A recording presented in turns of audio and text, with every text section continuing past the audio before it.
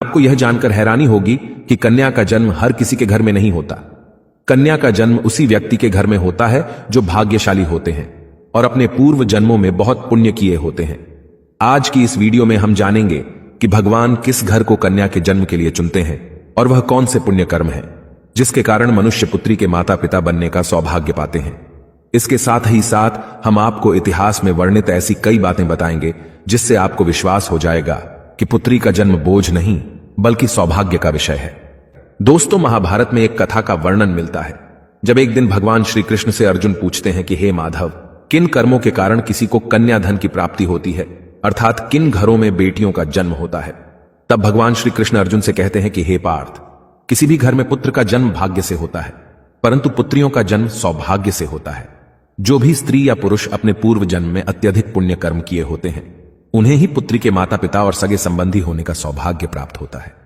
इतना ही नहीं, पुत्रियों के जन्म के लिए उन्हीं घरों को चुना जाता है जो पुत्रियों का भार सहन कर सके, क्योंकि तीनों लोकों में स्त्री अर्थात पुत्रियां ही ऐसी होती हैं जिनका भार हर कोई नहीं उठा सकता। क्योंकि जिस पुत्री को कई वर्षों तक अपना मान कर रखा जाता है, एक दिन उसका दान कर पाना सबके लिए संभव ही नहीं होता। वो पुत्रियां ही होती हैं जो घर वालों और अपनों की खुशी के लिए अपना हर एक चीज न्यौछावर कर देती हैं। हे अर्जुन, जिस दिन इस सृष्टि में बेटियों का जन्म होना रुक जाएगा उस दिन सृष्टि भी ठहर जाएगी और इस सृष्टि का अंत हो जाएगा। दोस्तों, जब आप भगवान श्री कृष्ण की इन बातों पर गौर करेंगे तो आपको समझ आएगा कि उनका कहना कितना सही है। क्योंकि अगर इस संसार में पुत्रियां ही नहीं होंगी तो ना वंश आगे बढ़ेगा और ना ही ये सृष्टि। कई लोग कहते हैं कि हिंदू इतिहास में स्त्रियों का महत्व नहीं है, जो सर्वथा गलत है, और जिस इतिहास में स्त्री का महत्व नहीं है वह इतिहास हमारा है ही नहीं। धन की देवी लक्ष्मी हो, दुर्गा हो या घोर रूप में महाकाली हो, नारी सर्वस्व पूजी गई हैं। दोस्तों, कहते हैं कि लड़कियां लड़कों से कम नहीं। इस बात की पुष्टि हमारे धर्म ग्रंथ भी करते हैं। वशिष्ठ जी की पत्नी माता अरुंधति ने वरुणदेव और इंद्रदेव को ब्रह्म ज्ञान दिया था। सभी धनुर्धर की भांति द्रौपदी भी शस्त्र विद्या जानती थीं। इतना ही नहीं, महाभारत में वर्णित है कि द्रौपदी अर्थशास्त्री थीं और युधिष्ठिर के राज कार्य में सहयोग करती थीं। यह असत्य है कि हिंदू धर्म में लड़के लड़कियों की इज्जत नहीं की जाती थी, क्योंकि द्रौपदी के वस्त्र छूने पर पूरे कौरव मिट गए और माता सीता के हरण से सोने की लंका जला दी गई। दोस्तों, जब रामायण में भगवान राम शिव जी का धनुष तोड़ देते हैं तो राजा जनक विवाह के लिए दशरथ जी को बुलावा भेजते हैं। दशरथ जी आकर जनक जी को प्रणाम करते हैं।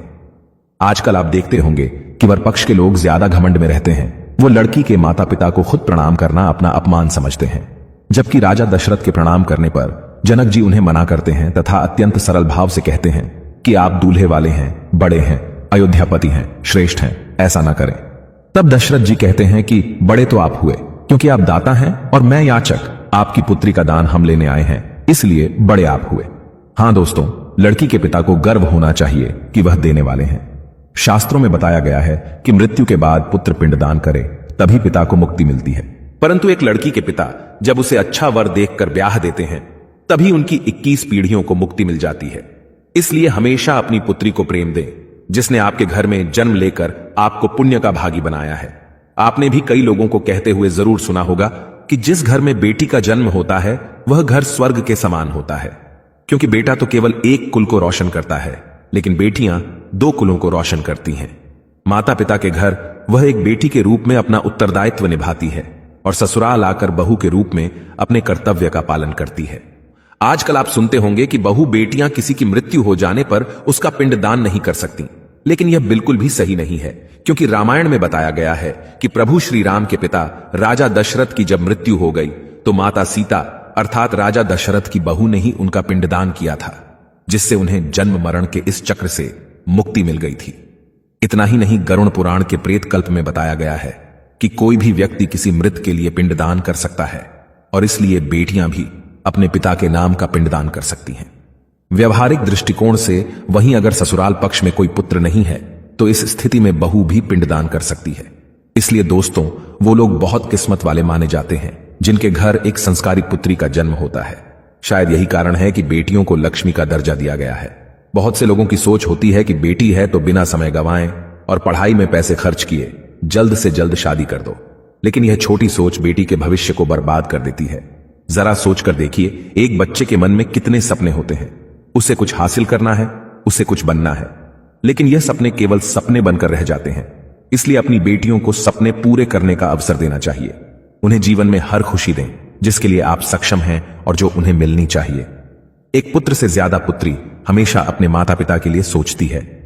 पुत्री के हृदय में अपने माता पिता के लिए प्रेम और अपनापन हमेशा बना रहता है। इसलिए बेटी के जन्म को एक जश्न की तरह मनाना चाहिए। दोस्तों, बेटी कभी भी माता पिता पर बोझ नहीं होती। उसका कोई स्वार्थ नहीं होता। पहले वह अपने माता पिता के लिए करती है और शादी के बाद ससुराल के लिए। वह सिर्फ अपनी और अपने परिवार की किस्मत बनाने के लिए जन्म लेती है। दोस्तों, भगवान केवल उसी को पुत्री का सुख देते हैं जिसके अंदर उस कन्या धन को संभालने का सामर्थ्य